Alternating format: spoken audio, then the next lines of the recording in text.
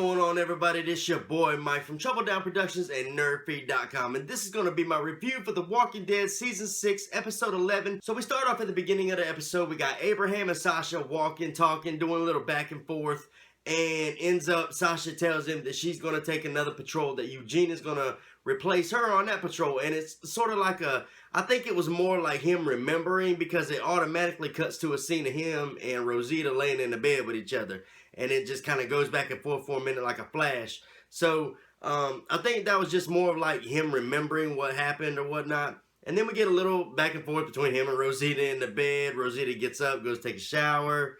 And I'm pretty sure you can think of what happens from there. And then we got Carl pulling a gun on Jesus. That was kind of funny. And Jesus just kind of snickered like when he felt it or whatnot. But then he just pretty much tells him he's waiting on Rick and Michonne to get dressed. And the look on Carl's face was priceless. And then this scene right here, in my opinion, really sets the scene for the whole episode, because you've got Jesus talking to the whole crew around the table, telling them that, you know, he pretty much goes out and finds other communities to trade with. And Maggie's all like, you said find more communities, that means you already trade with people. And Jesus just sat back in his chair and kind of snickered and just was like, your world is about to get a whole lot bigger. And then it just goes to the, you know, the opening credits. So the whole opening scene there was really well done. And then we get another little back and forth between Denise and Daryl. She tries to give him a homemade oat cake. Complex carbohydrates. Better get that, son. He denies it and tells her that they're going to make a pit stop on the way. He said he's going to stop and pick something up. And she's like, what, rabies? And Daryl ends up taking it. And he's like, well, it looks like shit. And she said, well, shit's better than roadkill. So, I mean, that their whole interaction, again, you know, just like last week, it had a little comic relief to them, too. So I kind of like that. And right before they go to leave, Rick is carrying baby Judith, and he goes over to talk to Carl, and they have like a little awkward father-son moment there about Rick trying to explain what happened between him and Michonne. He was like, you know, it just happened last night. And, you know, he's off kind of fumbling a little bit with his words, and Carl's just like, you know, it's cool. You know what I mean? It's cool. That's all he pretty much said about it. It was cool. So that was kind of funny. So we have Rick, Jesus, Michonne, Glenn, Abraham, and Maggie all going to the hilltop, which Jesus is basically taking them to, so they can see, you know, what they have there and how they can help each other out.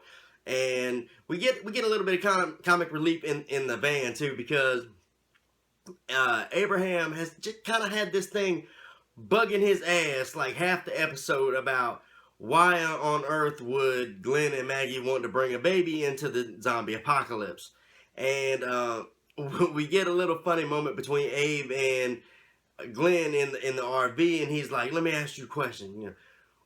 When you was pouring that Bisquick, was you thinking about making pancakes? And I mean, this is just funny as hell. I always love when they put Abraham on the camera, man. He's getting a little back and forth with people, man, because Michael Cutlass is an awesome actor. And then just the Abraham character, he's one of my favorite characters. I'll say that. I love Abraham in the show. He's always funny as hell. They end up passing a wreckage, a car flipped over, and automatic Jesus is like, you know, that's our people. So what did they do?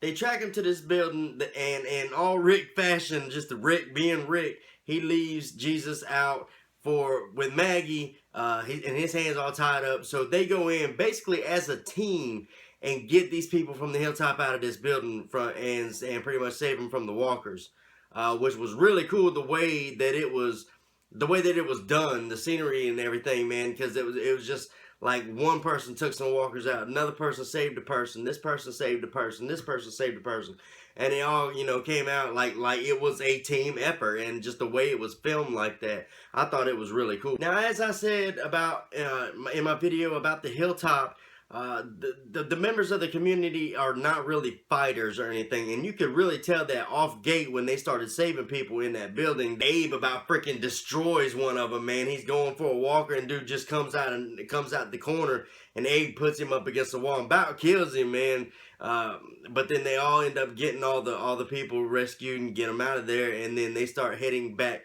to Hilltop with everybody in the RV. As they're riding back to Hilltop, Maggie and Glenn have a little conversation with Harlan Carson, who is I'm not real sure if his last name's going to be Carson in the show, but that's who he was in the comics. He is the doctor of Hilltop. He's early 30s, black. In the show, he's white.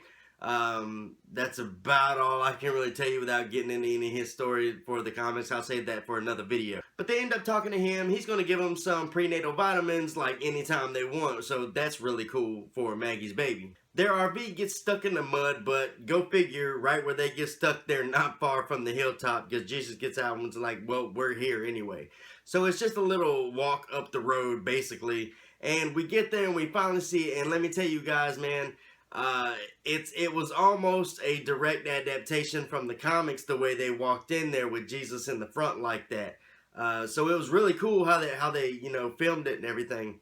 Jesus takes them to meet Gregory. Now, if you don't know who Gregory is, I did a video on Gregory. You can check it out right there after this video, whatever. But we get off tops. Like, as soon as his presence is felt, you didn't even have to read the comics. You understood right there that he was an asshole. Jesus is trying to introduce him, and he's like, just cuts Jesus off completely. And he's like, go tell him to take a shower.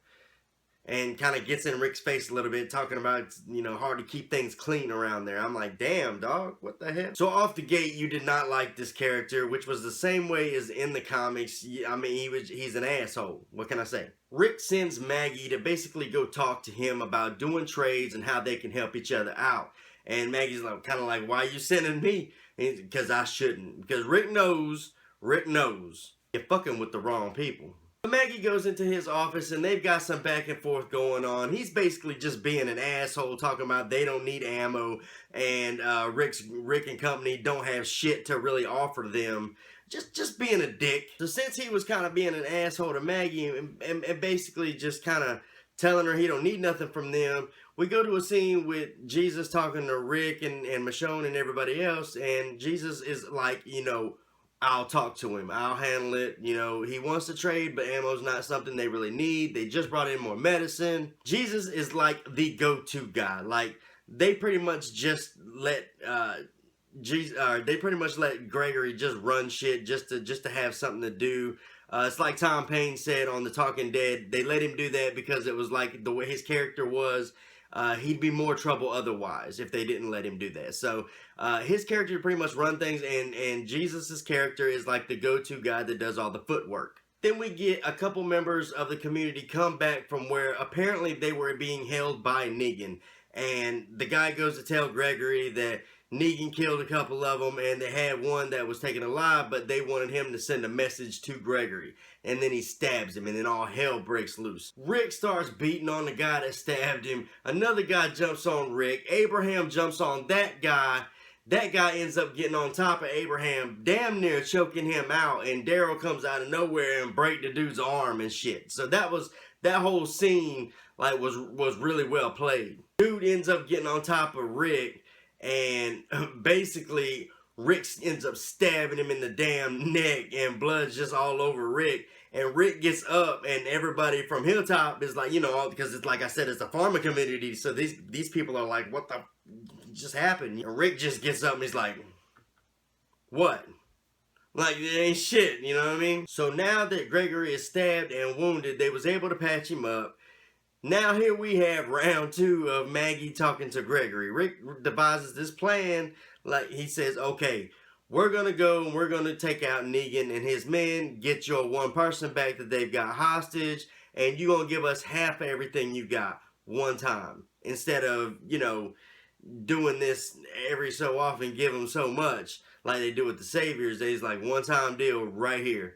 And Gregory, you know, Maggie pretty much has him by the balls at this point because dude's laying in the bed wounded, and she's like saying, we'll do this, we'll do this, we'll do this. And Gregory's all kind of like, I think he knows, you can really tell he knows that they're full of shit because, as we all know from reading the comics, it's not going to be that easy. But nevertheless, he agrees to it, so they start packing up all the food and supplies and everything, half of everything they got. And then we get the end where they're all traveling, they're going back to Alexandria to get everybody, you know, ready for this big battle that they're going to go do.